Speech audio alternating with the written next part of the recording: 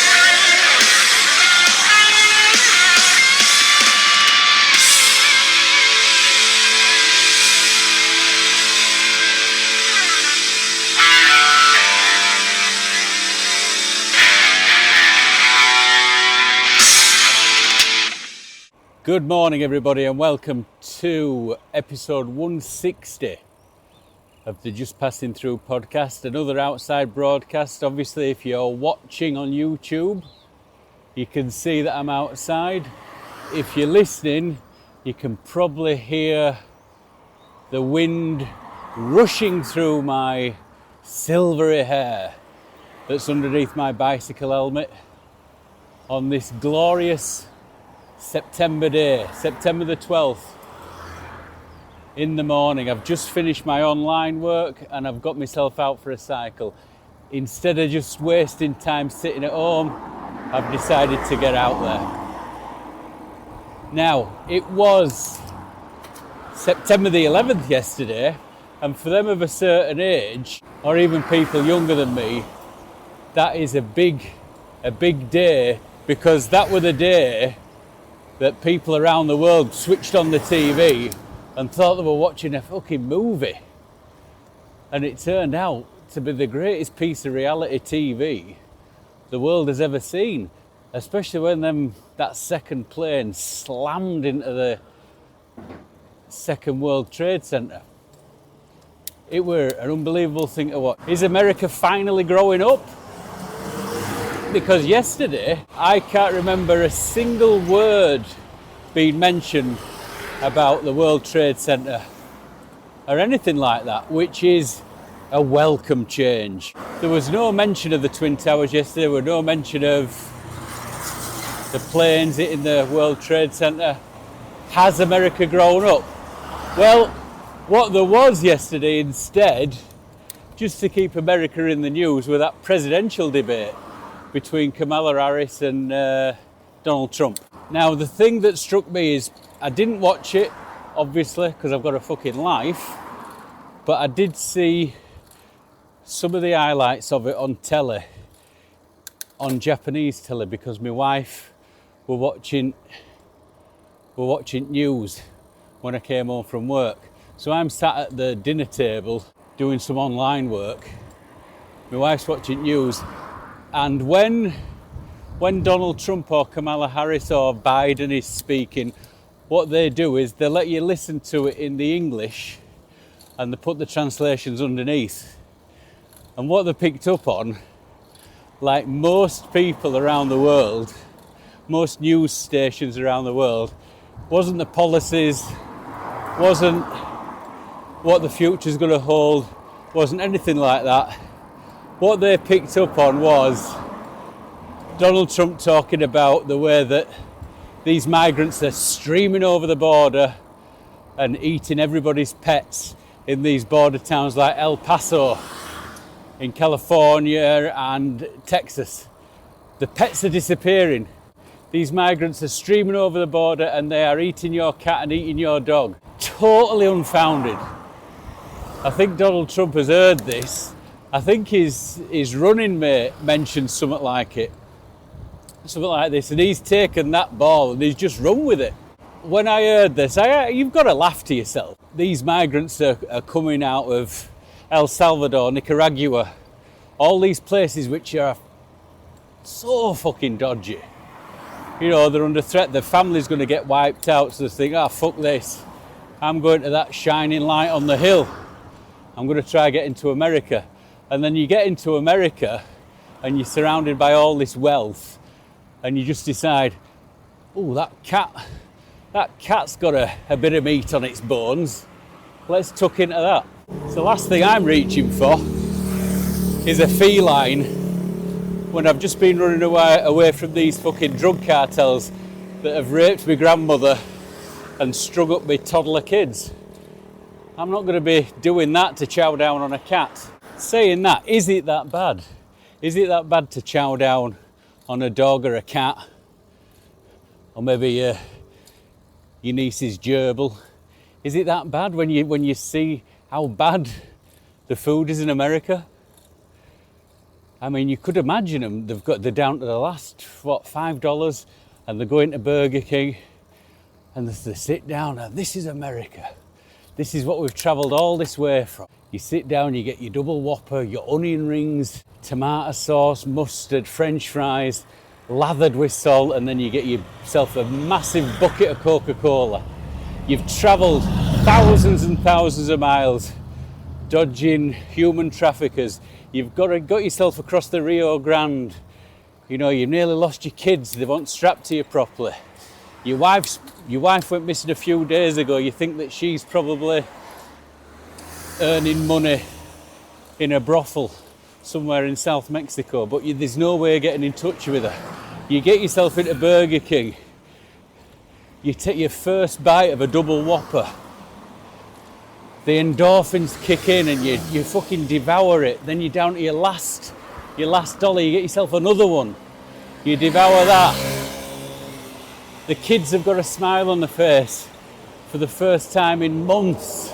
You've made it. You fucking made it.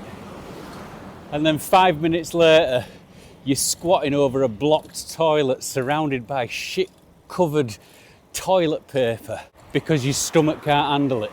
Your stomach can't handle all that fat, all that sugar, all that salt.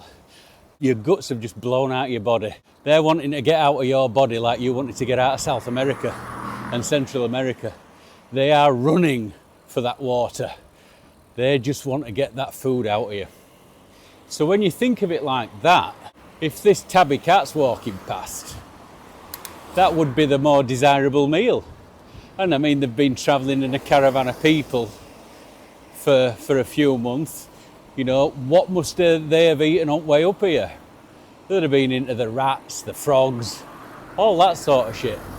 So maybe a fattened up American cat that's had 5 years chowing down on kitty cat, chowing down on better food than they've probably eaten in the last few months, that would be a welcome change. The fellow that we're interviewing called out his bullshit. Trump obviously doesn't agree with it, because he doesn't agree with anybody that disagrees with him. But to say that it hasn't happened, to say that someone's pet hasn't disappeared in these border states, disappeared from the garden and onto some migrant's plate to keep the kids and themselves alive, to say that that hasn't happened, I would say is a bit of a stretch. Where have they gone? Have coyotes responsible for them all disappearing? No, of course not. There's some fella from Paraguay that's gently dabbing the side of his mouth, giving a chef's kiss to the heavens while pulling the whiskers out of his teeth. And he's thinking to himself, welcome to America. And I tell you, his kids, in about 20 or 25 years' time, will have come up with some company that is changing the way the world is. And they'll come up with that story of how back in 2024, the dad got them to America and the first meal over the border with this cat or this dog just to keep them going so they could get themselves to Los Angeles or to Austin just so they can plant their flag. That will be a story in a few years' time. And then we'll go back to Trump yesterday talking about migrants eating Fido or your tabby. And they'll go, well, he won't lying. But you could see these people in bars and pubs with the drinks, and they've gone out with their friends to a pub to watch this shit. And I don't know if this is conducted in the evenings, during the day, but these bars were full. These bars were full to just watch an old man and a middle-aged woman talk about what they're going to do in the next 4 years, and then 4 years from now you'll go back to this and you'll realise they've done nothing. I could not imagine the British public going to a pub on a Tuesday night or a Monday night to watch Keir Starmer and Rishi Sunak have a debate about what the next 4 years holds for England. I do not know anybody that would do that. So why the Americans do it, I mean, the Americans have got so much things that they could be doing. So many things you can do in America, yet they choose to WhatsApp their mates and decide, yeah, let's go to a bar and watch these have a debate. It just seems odd, very odd. It's an odd country. The second story, surprisingly enough, is from America, and it's a story about Wells Fargo. Now, Wells Fargo, obviously they started as a stagecoach company, taking money and valuables across the Wild West, and now it's like a massive bank. And the story that interested me, which I just picked up on a couple of days ago, is this woman that worked for them. I think it was in Arizona or Colorado, one of the mountain states. So she'd gone into work one day, 60-year-old, she sat in a cubicle and she died. She died in a cubicle. Somebody dying at work, obviously it's any loved one that dies, it's a sad story. This woman had been dead at a desk in a busy office in her cubicle. She had been slumped over her computer for 4 days and nobody knew. Nobody knew. When you see these stories, these reality TV stories, and you see these old people that have died and the fucking mail is mounting up outside postbox, but the neighbours never report it. And then about 6 or 7 years later, there's a house call, and they go in and there's this fucking skeleton sat in front of the telly. Telly's still on, lights are still on, but the old deer's been fucking sat there for 6 or 7 years. Those stories are fascinating to me because these people have obviously got no family, or they were an absolute cunt to the family when they were younger, so the families don't have any contact with them. The neighbours don't seem to give a fuck. I mean, how bad must your apartment building be where a person rotting on the settee for 7 years doesn't raise any sort of suspicion? In 1992, just after I got out of the military, I worked for Bradford Council. I worked for Bradmet, and it was a great job. But for a week, I worked with this fella who I was, only after working for him for a week, I was convinced he was going to get me locked up and put in prison. And I ended up working with him for about 3 months, and we made a fucking fortune. For that 3 months, I honestly thought that the police would be coming knocking at my door. And what we did for 3 months was, around Bradford you've got these council flats, council houses. And what happens is they'll put older people in these apartment builders, they'll give them ground floor flats. And when they die, they're going to have been there for quite a while. And you've just got to go in and empty that apartment. They've got no relatives, nothing. So I'd been working with this fella. First day, we were up in an area called Ollerton. We went into this ground floor flat. The coroner were just leaving, and he just said, "Here, take this," and he gave us a tub of Vicks. Now, Vicks, for them that don't know, is this really strong cream that you put on kids' chests and under your nose when you've got a bad chest cold. It helps with your breathing. In the early 90s, you'd rub it on your neck when you took ecstasy, and it'd keep the high going for a lot longer. Anyway, passed us this Vicks, said put that under your nose because he's been dead in his bed for about a week or two. So put it on, went in. Obviously, body's gone. Because he'd been cooking up in bed for 10 days, all the liquids had drained out of him onto the mattress. So we walked in, I was immediately sick on myself. The fella's just laughing at me. So we get the mattress out, which was fucking dripping. It was dripping. Threw it in the back, on the bottom, and then we proceeded to empty out his apartment. When I'd stopped being sick on myself and we'd got the mattress in the van, the fella said to me, "Biscuit tins, books. Do not throw them on the van until you've looked through them all. Any tin, any book, go through the pages of the book, and any pension books, give them to me, because we'll hand them in." When he said, "because we'll hand them in," he gave me a cheeky little grin. I thought, what's all that about? I mean, you've got to remember, I was only 21-year-old. He was in his mid-40s. In we go. I'll never forget the number. It was 147 empty bottles of cheap sherry that we pulled out of his house. So he'd obviously an alky. The curtains hadn't been open in a good few years, I expect. It was just a filthy apartment. The fella wasn't spending that much money. I found this tin. It was a Fox's tin. Opened it, and what I thought was a fucking bundle of money turned out to be air miles. In the UK, it turned at 90s. Every time you filled up your car, you got these air miles. Now, this fella had 700 of them. So the bloke were on my shoulder. He said, "Oh, you have them. They're no good to me." So I got them. I ended up selling them. I made about 150 quid selling them. We proceeded to go through all the books. In the bookshelves that this fella had, it were like confetti. Tenors and fivers just raining out. This metal container, he opened it up. Inside of that container, there was 450 quid. 450 quid. So he counted it out. He dropped me 200. He kept 250 for himself. And then he found the pension book. Now, when he found the pension book, he held it up, smiled, put the pension book in his back pocket. He took the 250 quid out and gave me 50 quid. So I had 50 quid more than him, but he had the pension book. And because I was so naive at the time, I didn't think out of it. Turns out, about 2 or 3 years later, I'd moved on from that job. He's down at magistrate court, gets himself 2 years. He'd been caught cashing in pensions for over 50 pensioners for years.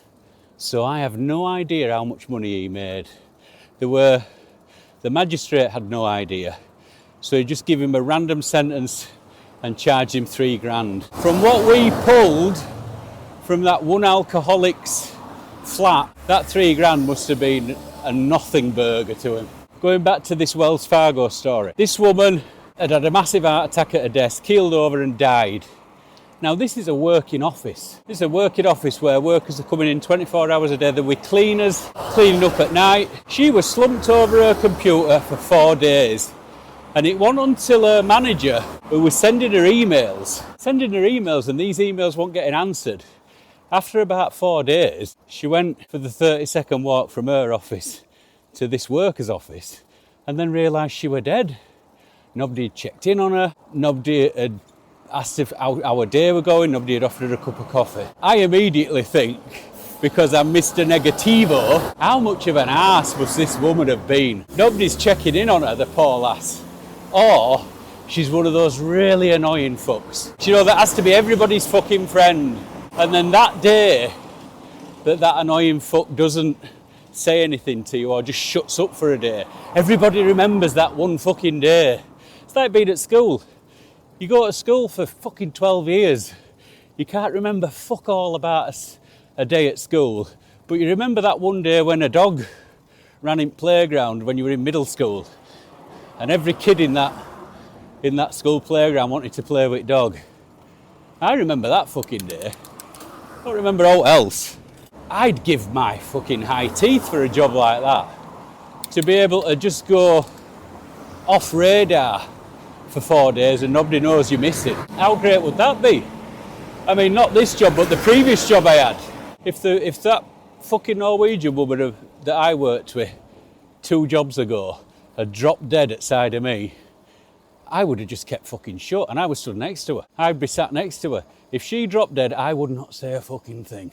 If she started choking on a bit of food and she were asking me to eat her back, I'd just ignore it. I'd let her fucking choke. But this woman, I mean, her family didn't even call. Her family didn't even call work and say, "Where's my mother? I hadn't spoken to my mother for a few days." I mean, I assume she were married. I assume she had somebody at home were wondering where she was. It appears not. It appears that you can go to Wells Fargo, sit down at your desk on a busy Monday or Tuesday, start your work, keel over just before lunch and just be in that position for 4 days. Shocking. Unless staff workers were having a bit of fun with it. If one of your co-workers who you weren't really that keen on drops dead at work, are you going to do some selfies? Are you going to bend her over photocopier and photocopy her tits? Have your face photocopied next to hers? You pretend to be dead, she is dead. Upload it on Facebook. One of these people are dead. I'd be having a lot of fun with it before I notified the authorities. Those are the 2 stories I picked up on from America. 2 old people talking about what they're not going to do in the next 4 years, and a woman that were dead at a desk for 4 days and nobody fucking noticed. I mean, I hold my loved ones near and dear, and the few friends that I've got, I enjoy their company. If I were to drop dead, I would want somebody to notice that I were gone. I'm not bothered about being remembered after I'm gone, but if I did go missing, I would want somebody to raise the alarm. And that's all you want. That's all I ask for. A simple life of a simple man. If I go missing on this bike ride today, this podcast is going to be lost forever. If they do recover me, they'll go through this podcast for evidence to see what the fuck happened, and it'll be uploaded anyway, and I'll be on some true crime story. If this podcast doesn't turn up on a true crime story, it appears that I got home safely and nobody had to raise the alarm. Let's see where episode 160 ends up. And I will turn the camera around now and I'll face you as I say adios. And I'm going to get on with this bike ride. See you soon, folks. Episode 160.